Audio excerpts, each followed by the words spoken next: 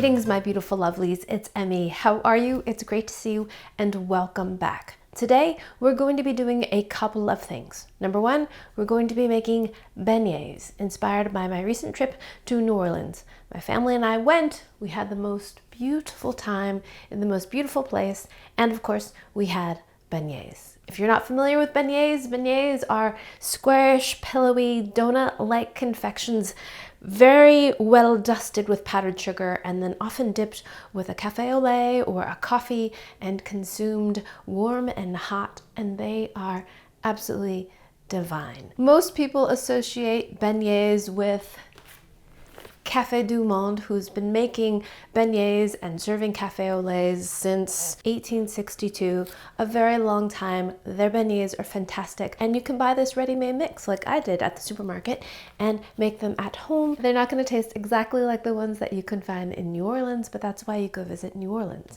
But rather than making the ones that come out of a package, I'm going to be making them from scratch. I'm going to use Claire Saffit's recipe. I'll put a link down below to the original recipe, and it comes from her most recent book. So we're going to be making beignets because I love them so much, and we're also going to be testing out a little gadget I found that I find quite intriguing. It is this squishy little thing, and it's called Doap. So here it is. It's squishy and nubbly, and we can remove this wrapping. Look at this. Isn't that intriguing? So what is this nubbly thing? This, as the name might imply, is a bar of soap, but not a traditional kind of soap. It's made out of food grade silicone, and it's got all these little rubbery silicone bits on it so that you can wash your hands. So if you've ever made bread before and you've kneaded it, you often get bread and flour encrusted on your hands, and not only on your hands, but on your bowl as well, or on your work surfaces. Well, this is where Doap comes in. You just use warm water, and you can use this to abrade gently your hands and your work surfaces and your utensils. So I thought this would be very intriguing and useful for me in the kitchen because I bake sourdough bread at least once a week, and getting the stuff off can be tricky. So today we're going to be making a beignet dough that is very sticky. So this will put the Doap to the test. Dopey! So let's go ahead and get started. We'll begin by mixing our dry ingredients. In here I've got some regular old AP flour. It's already measured. And to that we're going to add a little bit of whole wheat flour, sugar, baking powder, and some salt. Mix that together, and that's it for our dry ingredients. Easy. So in this bowl, I've got some lukewarm water, and I'm going to add some dry active yeast and give that a good whisk so that it dissolves. So dry active yeast does require water to dissolve it, so make sure you don't skip this step. You want all those little bits melted in, and you'll know that when the water gets cloudy and you don't see any more of those little kind of pearls. Okay, to that we're going to add some room temperature whole milk,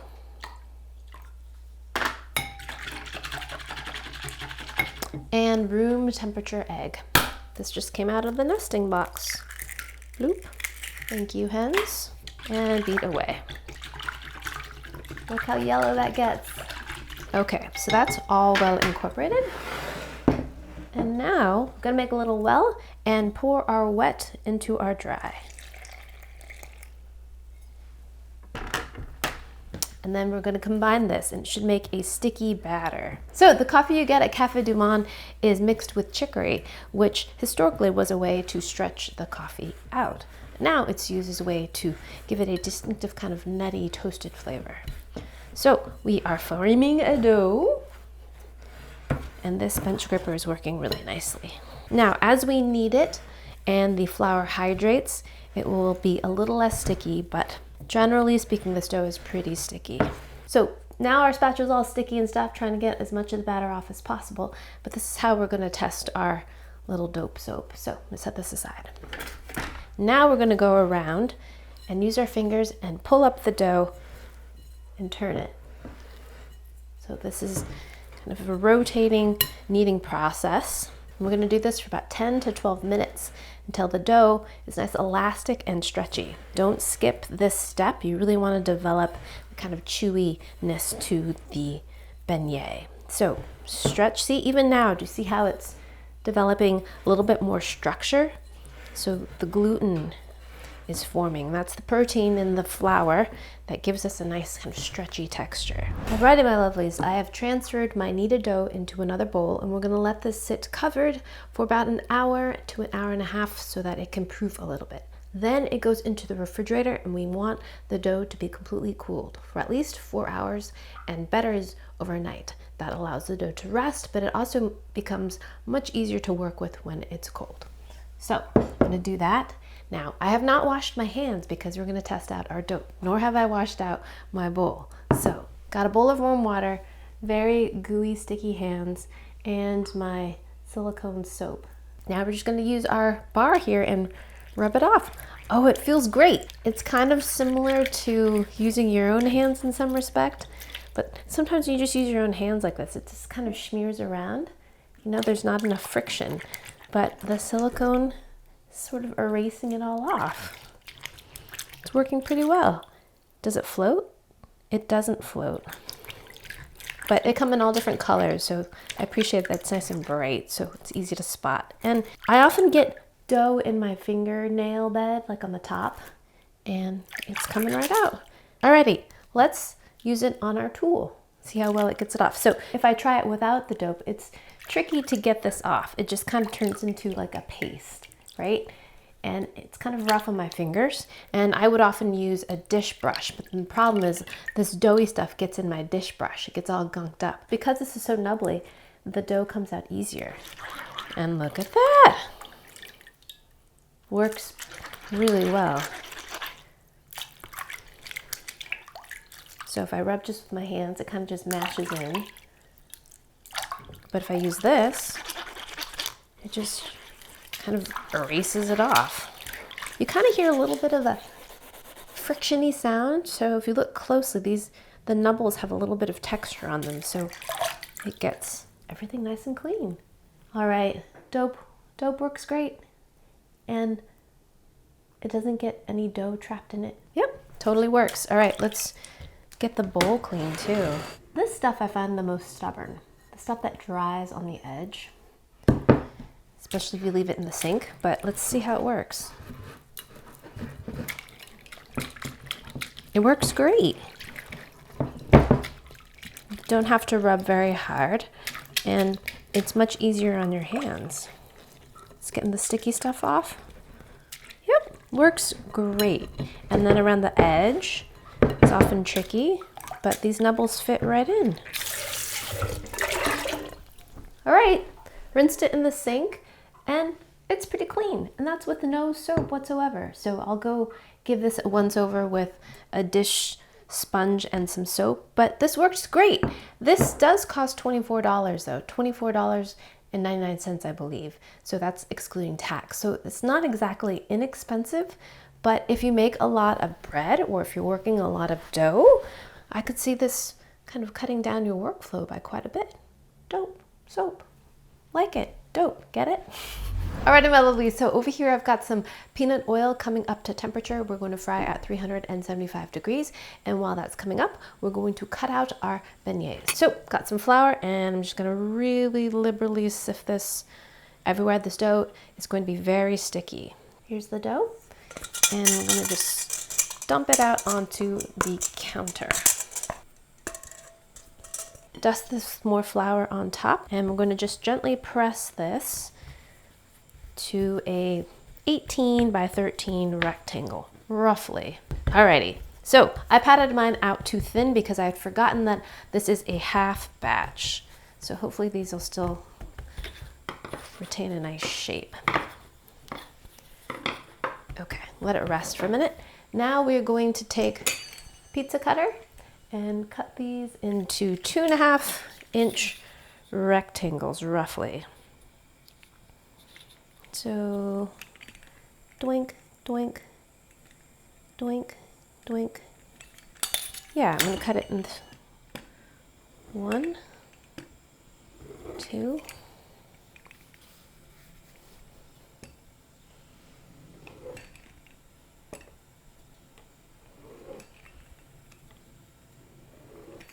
I think we're supposed to cut off the edges too, so there's a nice square edge, so they get nice and square and puff up nicely. So cut off the edges too. Now at Café du Monde, you can see them frying them up, and they're just professionals there, of course, and they just throw these dough pieces right into the oil.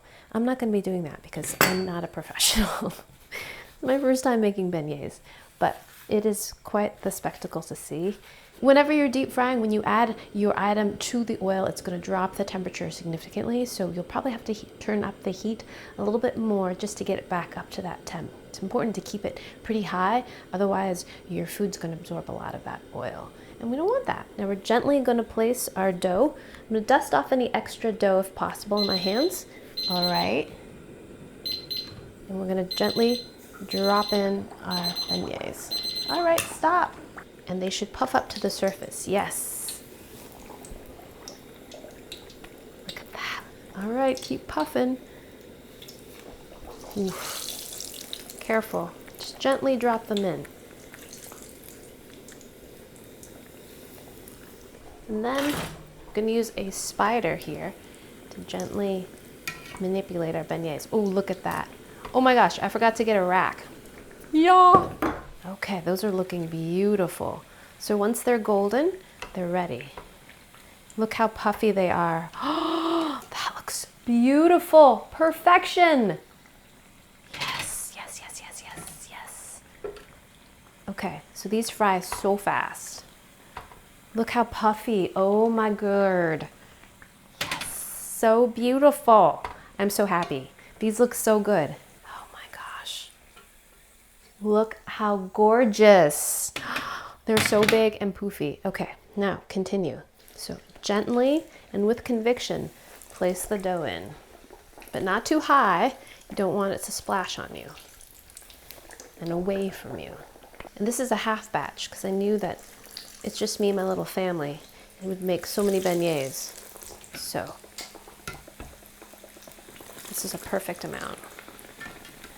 Oh my gosh, look how perfect these are. Oh my goodness. I knew Claire wouldn't let me down. I knew it.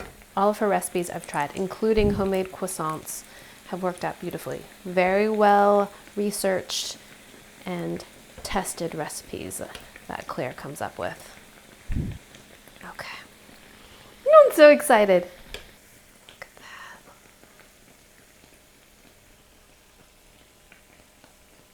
Alrighty, my lovelies. I almost forgot to mention, if you're not subscribed, please consider doing so. Also, I forgot to mention this awesome shirt. This comes from the Abita Mystery House. My husband found it, and it was such a delight. Definitely one of the highlights of our trip. It was absolutely wonderful. We took the causeway all the way across Lake Pontchartrain and went to the North Shore, and the Abita Mystery House, just, there's nothing like it. And if you see Jordan, tell him I said hello. Alrighty, my lovelies, look at these beignets. Aren't they gorgeous? They turned out perfectly, poofy and puffy. And while they're hot, we're gonna dust them with powdered sugar. But before we do that, I'm gonna make myself some coffee. And I've got community coffee. This is our coffee and chicory. I've never had it before. Uh-oh, I shouldn't have opened it that way. Curses, I should have opened it up here. That's all right, I always decant these into jars anyways, so. Smells great. Give myself a nice scoop of that right into there. And I'm going to add some hot H2O.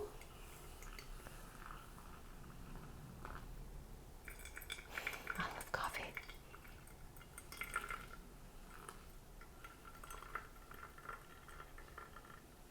All right, fill her up.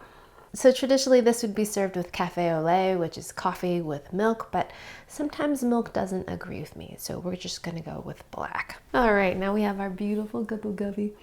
It smells so good. Our beautiful beignets, and now we are going to liberally dust these with powdered sugar. Liberally.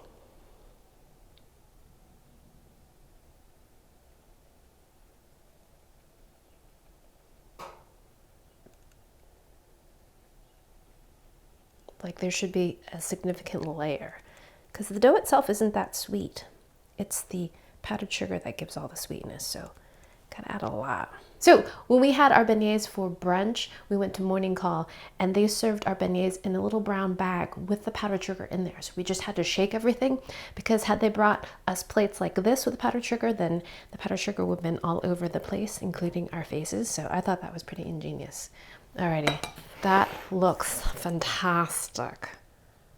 Look at that. Oof. All right, my lovelies, finally it is time to eat our beautiful beignets. Look at that, they look so good. Now that may seem like a lot of powdered sugar, but I promise you it's not. It probably needs some more actually. So I'll keep my duster out. They're so great. And some coffee, first coffee. Cheers.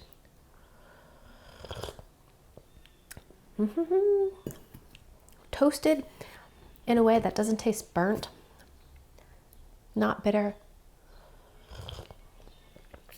smooth, but would be a million times better with a ton of milk in it. But alas, still delicious. Alrighty, now it's time for our beignets. It should also be mentioned that dusting with powdered sugar should happen right before you eat them, because if you do it early, it turns into kind of a glaze, and we don't want that. We want it to be dusty and powdery, just like that. Oh, also before you take a bite, make sure not to inhale, otherwise the powdered sugar can go down the wrong pipe, you know, into your airways, and that's really irritating and not that much fun. So, enough chit chat. New Orleans, I love you. Itadakimasu.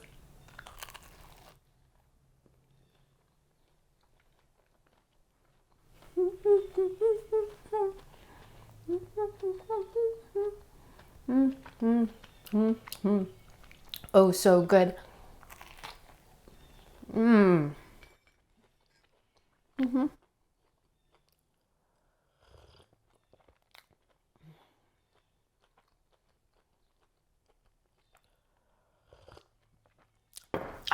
With coffee,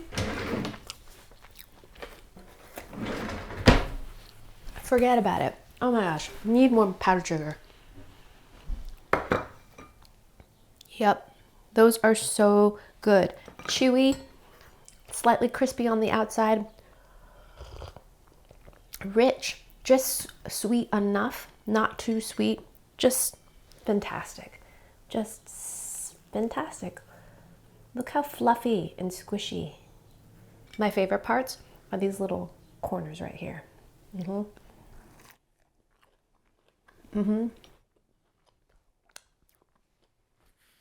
They're a little bit more crisp on the corners. So stinking great. Gotta have it with a cup of coffee, I say.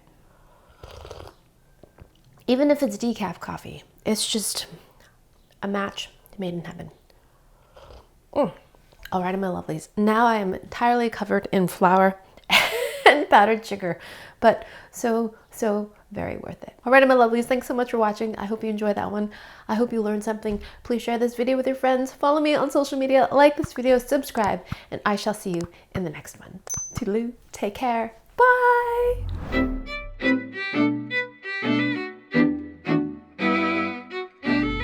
Oh my gosh, I'm not supposed to eat wheat. I'm not supposed to be eating. Look how yellow they are inside. Oh my God.